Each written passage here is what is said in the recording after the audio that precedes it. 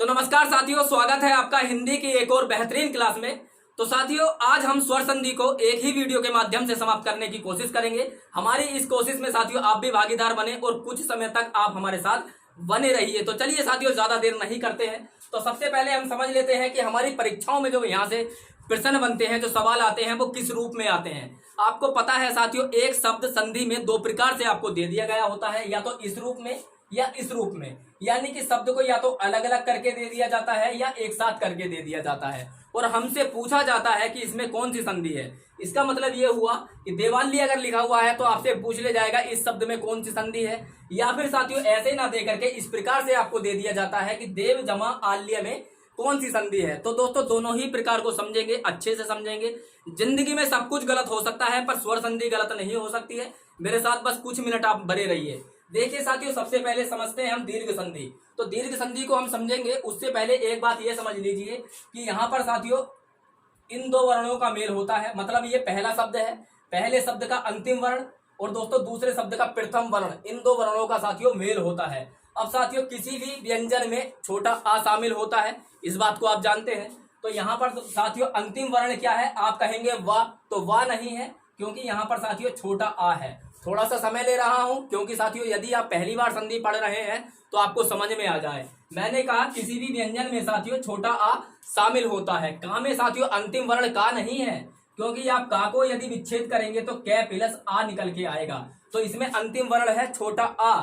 लेकिन साथियों का पे यदि कोई मात्रा लगा दी जाए, छोटी या बड़ी, तो इसमें साथियों वही स्वर हो जाएगा जो इस पे मात्रा प्रतीत होती है। इसका मतलब इसको हम विच्छेद करेंगे तो ये कै प्लस छोटी ई हो जाएगा। उसी प्रकार यदि मैं इसको के कर दूं तो साथियों ये का प्लस ए हो जाएगा।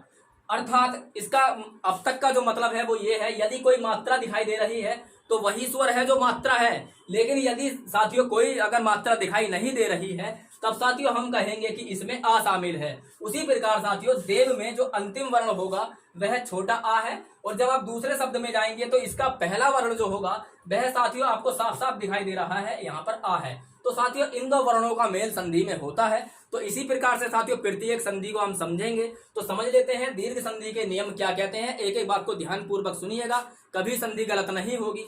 देखिए साथियों दीर्घ संधि, दीर्घ संधि में ये आपको दो प्रकार से लिखा हुआ दिखाई दे रहा है। यहाँ पर भी ए प्लस ए बराबर आ। तो मतलब यदि आप जमा वाला आदि चिन्ह देख रहे हैं यहाँ पर, तो इसका मतलब ये है साथियों कि ये शब्द का ये वाला रूप है, और ये यहाँ पर बराबर में लगा हुआ दिखाई दे रहा है। तो साथियों आप देखेंगे ये वाला यहाँ पर रूप है।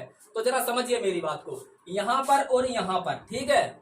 यदि दोनों तरफ एक से स्वर हैं, दोनों तरफ एक समान स्वर है, लेकिन वो तीन है, कौन कौन से, या तो आ है या ई है या ऊ है, तब दोस्तों दीर्घ संधि होगी, दोनों तरफ समान हो। मतलब यहाँ पर आ है, यहाँ पर भी आ होना चाहिए, यहाँ पर ई है, यहाँ पर भी ई होना चाहिए, यहाँ दोनों तरफ ऊ है, इसका मतलब यहाँ दोनों तरफ ऊ होना चाहिए, तब वहां पर आप कह सकते हैं कि यहाँ पर दीर्घ संधि है। जब भी शब्द टूटा हुआ आएगा आपको केवल यही पहचानना है कि दोनों तरफ समान स्वर होने चाहिए, दोनों तरफ आ हो, ई हो या ऊ हो, छोटा बड़ा कोई मैटर नहीं करेगा। इसका मतलब ये दोनों छोटे भी हो सकते हैं, दोनों बड़े भी हो सकते हैं, दोनों में से एक छोटा एक बड़ा भी हो सकता है, दोनों तरफ एक सा हो, और इनके मिलने से जो बनेगा साथियों वह बनेगा बड़ा, बड़ा ही बनेगा, चाहे आ है, चाहे ई है, चाहे ऊ है। अब इसको आप यूं समझिए कि शब्द जब बंधा हुआ होगा, शब्द जब इस रूप में होगा, तो इन तीनों में से अगर कोई भी मात्रा आपको मिल जाए, इन तीनों में से कोई भी मात्रा आपको मिल जाए, तो वहां पर आप कहेंगे दीर्घ संधि है। इसका एग्जाम्पल समझ लीजिए, विद्या जमा आल्य। तो दोस्तों ये रूप है, जरा यहां से देखिए, विद्या में अंतिम क्या है आ, और साथियों आल्य में पहला क्या है आ, तो आ प्लस आ, तुरंत कह देंगे साथियों दीर्घ संधि। अब जरा दोस्तों ऐसे मान लीजिए ये नहीं दिया, केवल विद्यालय दिया है, इसको आप कैसे पहचानेंगे साथियों, तो बड़े आ की मात्रा ही होगी बीच में साथियों, बड़े आ की हो, बड़ी ई की हो या बड़े ऊ की हो।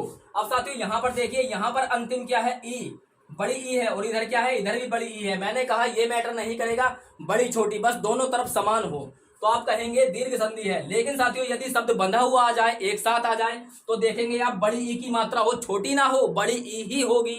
अब साथियों यहाँ पर आप देखेंगे दोनों तरफ ऊ होना चाहिए, तो यहाँ पर बड़ा ऊ है, आप देख रहे हैं यहाँ पर छोटा ऊ है। मायने नहीं रखेगा छोटा बड़ा कोई सा भी, बस दोनों तरफ समान होना चाहिए। और दोस्तों शब्द यदि बंधा हुआ होगा तो आप देखेंगे कि बड़ी मात्रा होनी चाहिए, तो आप देखेंगे यहाँ पर बड़ी मात्रा है। तो जब भी साथियों आपने ये समझा कि शब्द बंधा हुआ होगा तो आ की, ऊ की, ई की तीनों मात्राएं बड़ी होंगी शब्द बंधे हुए में। और साथियों शब्द यदि टूटा हुआ होगा तो दोनों तरफ समान स्वर होंगे, तब वहां पर कह देंगे आप दीर्घ संधि है, कभी जिंदगी में गलत नहीं करोगे। अब देख लेते हैं साथियों इसके आगे वाली संधि जिसे हम कहते हैं गुण संधि। तो साथियों गुण संधि में जो आपको ध्यान रखना है, वही बात ध्यान रखनी है, जो नियम वहां था वही यहाँ पर है, लेकिन स्वर चेंज हो जाएंगे। स्वर क्या चेंज हो जाएंगे साथियों? जो पहला स्वर होगा वो आ रहेगा, ध्यान रखिएगा, जो पहला स्वर होगा वो तो आ रहेगा, छोटा बड़ा कोई सा भी हो सकता है, इधर आ, लेकिन आ ही होगा। लेकिन साथियों जो दूसरा स्वर होगा वो क्या होगा? या तो ई होगा या ऊ होगा, छोटा बड़ा कोई सा भी हो। लेकिन साथियों इनके मेल से जो बनेगा ये ध्यान रखिए आप, इन दोनों में से कोई सा भी छोटा बड़ा हो सकता है। केवल क्या ध्यान रखना, पहला आ, दूसरा ई, ऊ और री से ऋषि, बस इतना ध्यान रखना है आपको। लेकिन उसके बाद में जो इनके मेल से बनेगा वो छोटा ए बनेगा और छोटा ओ बनेगा। इसका मतलब ये हुआ कि सिंगल मात्रा आपको दिखाई देगी ऊपर। बहुत बड़ी बात बता रहा हूं साथियों, जरा ध्यान से सुनिए। देखिए यहां से आपने देखा इधर आ है और इधर आपने देखा ई है, तो जैसे ही दोस्तों आ और मतलब शब्द दो प्रकार से ही आपको मिलेगा, या तो शब्द मिलेगा टूटा हुआ या शब्द मिलेगा बंधा हुआ। जब टूटा हुआ शब्द मिलेगा आपको ये पहचान याद रखनी है, बस जहां भी ये मिल जाए वहां पर आप कह देंगे साथियों गुण संधि है। जरा देखिए यहाँ पर आ, यहाँ पर ई, गुण संधि। आ और ऊ, जरा यहाँ पर देखिए, यहाँ पर आ है और यहाँ पर ऊ है, ये उचित लिखा हुआ है, तो आ और ऊ तो गुण संधि। और साथियों जब भी आप पाएंगे आ और री से ऋषि, तो यहाँ पर देखेंगे बड़ा आ और यहाँ पर देखेंगे री से ऋषि। अच्छा इसकी सबसे अच्छी पहचान मैं आपको बताऊं, दूसरे शब्द की जब शुरुआत हो रही हो और पहला शब्द री से ऋषि हो तो तुरंत बता दीजिएगा गुण संधि है। कोई अन्य संधि हो ही नहीं सकती यदि दूसरे शब्द का प्रथम स्वर जो है वो री से ऋषि हो जाए। दूसरे शब्द का प्रथम यदि री से ऋषि है तब साथियों वहां पर गुण संधि ही होगी, इस बात को आप गांठ बांध लीजिए। तो साथियों शब्द यदि टूटा हुआ आया तो आपने इस प्रकार से समझा, लेकिन शब्द यदि बंधा हुआ आ जाए किस प्रकार से आप समझेंगे, ध्यान से समझिए। केवल सिंगल मात्रा आपको दिखाई देगी, चाहे ए की हो या ओ की हो, केवल सिंगल मात्रा जहां मिल जाए वहां पे कह देंगे गुण संधि है। जैसे कि देखिए नरेंद्र में एक मात्रा है, वीरोचित में एक मात्रा है, महर्षि में तो मैंने बता ही दिया कि जैसे भी आपको ऋषि मिल जाए तुरंत आपको वहां पर कैसे पहचानना है, तुरंत बता देना है कि वहां पर हमारी गुण संधि हो जाएगी। तो इस प्रकार से आप गुण संधि को याद रख सकते हैं। बस दो ही बातें याद रखनी है, शब्द टूटा हुआ आएगा तो कैसे पहचानना है, शब्द बंधा हुआ आएगा तो कैसे पहचानना है। अब चलते हैं दोस्तों अगली संधि पर। अगली संधि इससे भी ज्यादा आसान है, अगली संधि इससे भी ज्यादा आसान है। और अगली संधि में भी आपको क्या याद रखना है, अगली संधि में भी आपको ये याद रखना है कि आ ये तो कोमल होगा साथियों, और इसे हम कहेंगे अब वृद्धि संधि। ठीक है, देखिए गुण संधि में भी प्रथम स्वर आ था और वृद्धि संधि में भी प्रथम स्वर आ है, लेकिन वहां पर ए मिला था, यहाँ पर छोटा ए या बड़ा ए कोई सा भी मिल सकता है। अब साथियों यहाँ पर जो मिलेगा वो छोटा ओ या बड़ा ओ कोई सा भी मिल सकता है। ध्यान से सुनिएगा, वहां पर ई और ऊ था, यहाँ पर ए और ओ है, मतलब जो वहां पर बन रहा था वो यहाँ पे शामिल है। इनसे जो निर्माण होगा वो बड़े ए का होगा साथियों। वहां पर सिंगल मात्रा थी, यहाँ पर डबल मात्रा है, वहां पर सिंगल मात्रा थी और यहाँ पर डबल मात्रा है, बस इतना ही याद रखना है। इसका एग्जाम्पल समझ लीजिए। देखिए मैंने कहा 1 + 1, मैंने कहा 1 + 1, तो आप पाएंगे कि ये शब्द जो है टूटा हुआ है, और टूटा हुआ है तो आपको इस रूप में याद रखना है। आ तो इधर है, दोनों तरफ है होना चाहिए, मतलब दोनों होना चाहिए, लेकिन इधर क्या होगा, इधर ए होगा या ओ होगा, छोटा बड़ा कोई सा भी हो मायने नहीं रखेगा, बस ये मायने रखेगा कि ये इस बार बड़ा होगा, पिछली बार छोटा बन रहा था। यहाँ देखिए, यहाँ से क्या निकाला आपने आ और यहाँ से निकाला ए, तो जब भी शब्द ऐसा आएगा आप इस प्रकार से पहचानेंगे और कह देंगे वृद्धि संधि है। लेकिन साथियों शब्द यदि बंधा हुआ आए तो आप पहचानेंगे डबल मात्रा से, आप पहचानेंगे डबल मात्रा से कि यहाँ पर क्या है, यहाँ पर साथियों वृद्धि संधि है। तो ध्यान रखिए, गुण संधि में एक मात्रा और वृद्धि संधि में डबल मात्रा। अब जरा एक दोस्तों इसका एग्जाम्पल ले लेते हैं। जैसे कि मैंने कहा महा प्लस औदार्य, महा प्लस औदार्य, साथियों आप पाएंगे यहाँ पर क्या है आ और यहाँ पर क्या है ओ। तो जब भी साथियों शब्द टूटा हुआ आएगा तो आप इस प्रकार से पहचाने या इस प्रकार से पहचाने। तो आपने पहचाना आ प्लस ओ, यानी कि ये है तो वृद्धि संधि। लेकिन साथियों जब शब्द बंधा हुआ आएगा आप पहचानेंगे डबल मात्रा हो जाएगी, ए की हो या ओ की हो, तो ये हो जाएगा महोदार्य। महोदार्य। तो देखा आपने, गुण संधि में एक मात्रा ए की और ओ की, और वृद्धि संधि में दो मात्रा ए की और ओ की, क्योंकि ये साथियों इसमें बड़ा बनता है और उसमें क्या बन रहा था, उसमें छोटा बन रहा था। अब चलते हैं साथियों, हम देख लेते हैं अगली संधि जो इससे भी ज्यादा आसान है, इससे भी ज्यादा आसान संधि को होने वाली है, और उसे आप कहते हैं दोस्तों यण संधि। तो यण संधि की जो पहचान है, सबसे आसान पहचान बता रहा हूं, कभी जिंदगी में नहीं भूलिएगा, कभी जिंदगी में नहीं भूलिएगा। देखिए साथियों, शब्द यदि बंधा हुआ होगा तो या तथा वा से पहले आधा व्यंजन होगा, आधा वर्ण होगा। जैसे मैंने यहां पर बना दिया इस प्रकार से, आधा ता यहां बना दिया, आधा ता यहां बना दिया, यानी आ या और वा से पहले, या और वा से पहले यदि आधा व्यंजन लगा हुआ है या आधा वर्ण लगा हुआ है, वहां पर आप क्या कहेंगे, वहां पर कहेंगे कि वहां पर यण संधि है। ये है शब्द बंधा हुआ जब एक समान आएगा। लेकिन यदि टूटा हुआ आ जाए तब कैसे कहेंगे, तो जरा देखिए साथियों, ई होगा प्लस भिन्न स्वर होगा। भिन्न मतलब कोई सा भी हो सकता है, स्वर ही होगा, कोई सा भी हो सकता है, बस प्रथम इसमें ई हो। ऐसा क्यों हो, क्योंकि अभी हमने साथियों सबसे पहले समझा था दीर्घ संधि, दीर्घ संधि में समान थे स्वर, दोनों तरफ समान। और साथियों फिर हमने समझा गुण संधि, गुण संधि में इधर क्या था, आ था। उसके बाद वृद्धि संधि, वृद्धि संधि में क्या था, इधर आ था। पहली संधि ऐसी आई है यण संधि, इधर इधर ई आपको देखने को मिला है, तो ई और इधर कुछ भी हो भिन्न स्वर। फिर उसके बाद में साथियों ऊ, और फिर इधर कुछ भी हो भिन्न स्वर। बस हो गई साथियों आपकी यण संधि। पहचान लिया आपने, आसानी से पहचान लिया। अब देखिए जरा इसको कितनी आसानी से हम करते हैं। बस आपको यही देखना है, शब्द टूटा हुआ आए तो पहले ई हो, बाद में भिन्न स्वर कोई सा भी हो, पहले ऊ हो, भिन्न स्वर कोई सा भी हो। यदि शब्द बंधा हुआ आएगा तो दोस्तों या तो या से पहले आधा या फिर बा से पहले आधा वर्ण होगा, तब हम कह देंगे वहां पर यण संधि है। एग्जाम्पल से समझते हैं, अच्छे से समझ में आएगा। देखिए साथियों, जैसे मैंने कहा अति प्लस अधिक, अति प्लस अधिक, अति प्लस अधिक, आप कैसे पहचानेंगे, यहां पर ता में अब आ नहीं है साथियों, अब ई है। आप देख पा रहे होंगे छोटी ई है, और यहां पर क्या है, आ। तो ई के बाद जब भी भिन्न स्वर हो, मतलब इस रूप में, तो आप कह देंगे यण संधि है। लेकिन साथियों यदि मैंने जैसे कि कहा या वा से पहले आधा वर्ण होगा, तो इसको आप लिख देंगे अत्यधिक।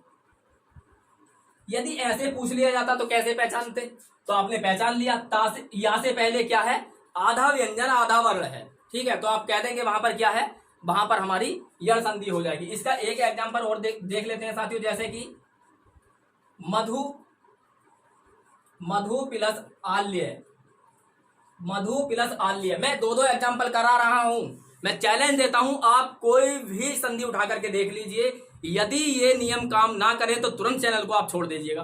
देखिए मधु में आप देखेंगे यदि शब्द टूटा हुआ है कैसे पहचानेंगे, यहां से देखेंगे क्या है, ऊ है, और यहां से देखेंगे क्या है, आ। मतलब ऊ के बाद में कोई सा भी भिन्न स्वर मिल जाए तुरंत कह देंगे यण संधि है।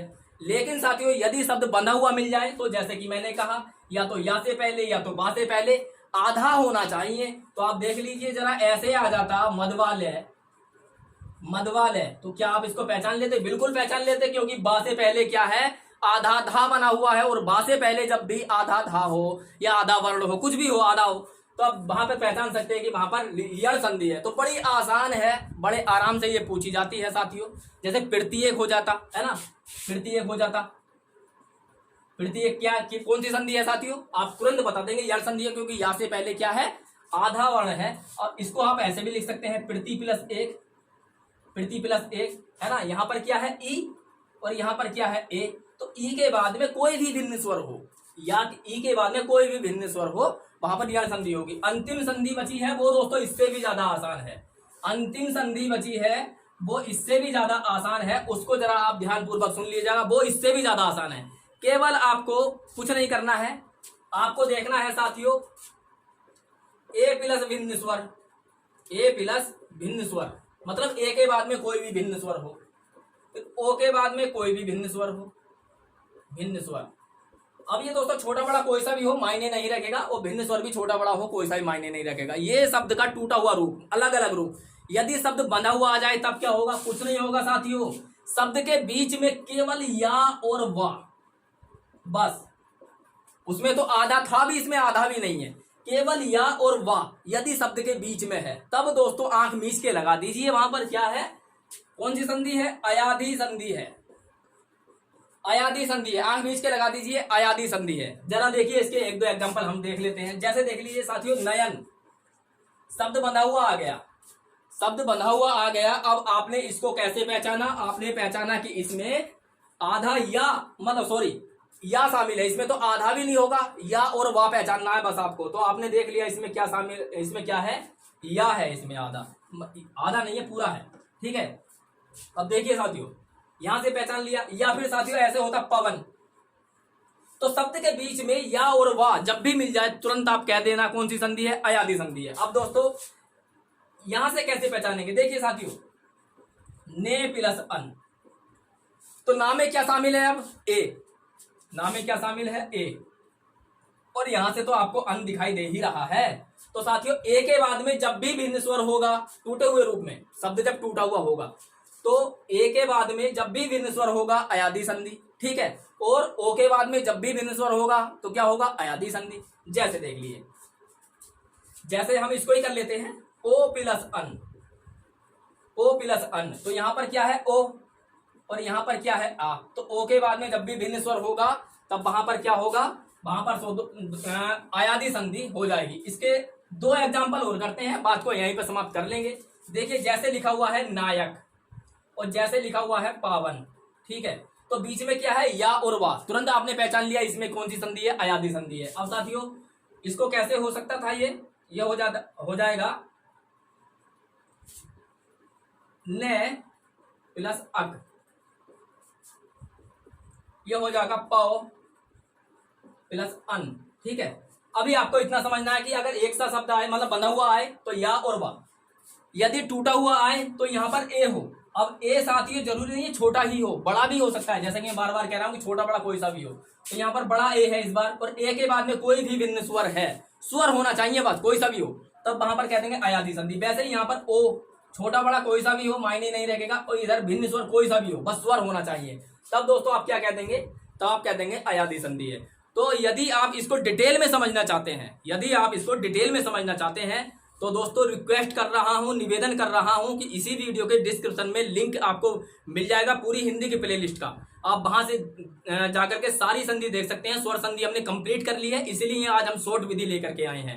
डिटेल में समझने के बाद ही हमने शॉर्ट में समझा है, ऐसा ना समझे कि हम डायरेक्ट शॉर्ट पढ़ा रहे हैं, नहीं, हम डिटेल में पहले पढ़ चुके हैं, इसलिए आपको हमने ये शॉर्ट तरीका बताया है ताकि आप अच्छे से छोटे नोट्स बनाकर भी तैयार रख लें। तो साथियों आप भी इस प्रकार की वीडियो पाना चाहते हैं तो चैनल को सब्सक्राइब कर लीजिए और साथियों वीडियो को लाइक कर दीजिए। मिलते हैं अगले वीडियो में, तब तक के लिए नमस्कार।